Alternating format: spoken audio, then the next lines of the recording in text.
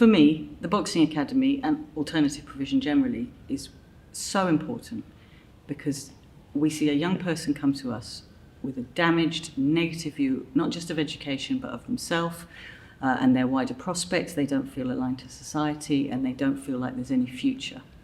We do some very demanding, emotional, sometimes confrontational work, and when they leave us, they leave as a young person who, they may not have had a perfect journey, but they understand how to be successful, what they're aspiring to in life, and how to be a successful adult. I don't think any child who comes here has what I would term an easy home life.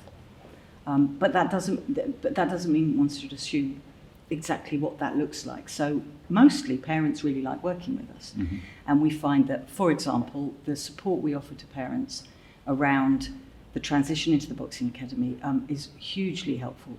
I know I was a parent with a child who got excluded. When a child is in trouble at school, it just ruins home. It's so negative and all-consuming. And so we say to parents, don't have an argument about something every day. Let us pick up the arguments. We're not sending them home with homework they can't do or don't want to do. We're not sending them home late from detentions all the time. Let us shoulder the sort of burden of having those arguments, and we're not, you can just enjoy them coming home and saying, I had a good day at school. So some of the stuff that we do around working with families and parents to reduce the amount of trouble that they feel like they're dealing with their child, I think that really helps, because then the child doesn't feel like they're always the problem. The reason that this school is based on boxing, partly because all of the pastoral staff are boxers. They must have had some sort of boxing experience. Yes. We believe that they bring with them calm, discipline, a life view that is really, really positive for young people to aspire to. And of course, they've been boxers and they've been part of a boxing gym. And what we're trying to reproduce here is the ethos and the feel of a boxing gym, mm-hmm. because it's like having a second family, a place where you are always welcome. The rules are very clear. Discipline is enforced, but also very warm, very enjoyable, pretty robust sort of environment. And what we wanted to do was have a school that was absolutely a school. We take education really seriously, but it doesn't feel like a school most of the time. And we find that for young people who've really struggled in mainstream, that's absolutely key. We start with the easy things, small skills. Being successful is a habit. If you can make it easy for children to understand what they need to do to be successful, then that's always a good first step. Yes.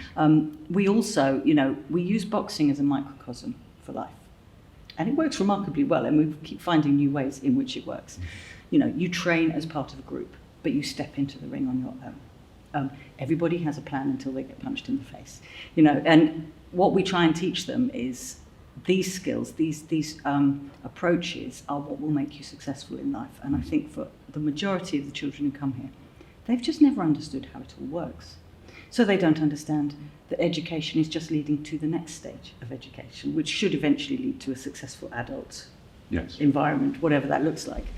So once they start to see that that's the route, it starts to make sense that they can engage with that route. And of course, all of these good habits are modelled by the boxers and the teachers. So I would say really it's about boxing, mm-hmm. and it's really not about boxing. So we hope that what we're doing is giving them tools to succeed as adults. Our job is not to control them or to make them behave in a certain way, although we're very clear about how they should behave in this building. Mm-hmm. We're asking them to look at themselves. What is why are you here? It's not always someone else's fault. It's usually a little bit of you as well. Those sorts of conversations are constant. So if you then are saying, okay, that's the bit that I did wrong, let's roll that back. What's your triggers? Mm-hmm. Why do you have those triggers? And I think it doesn't take very long before young people go, oh, look at that. Now I understand where I can go differently. For these kids, it's having that person who takes the time to get to know you, wants the best for you, but is not going to back down when you're in the wrong.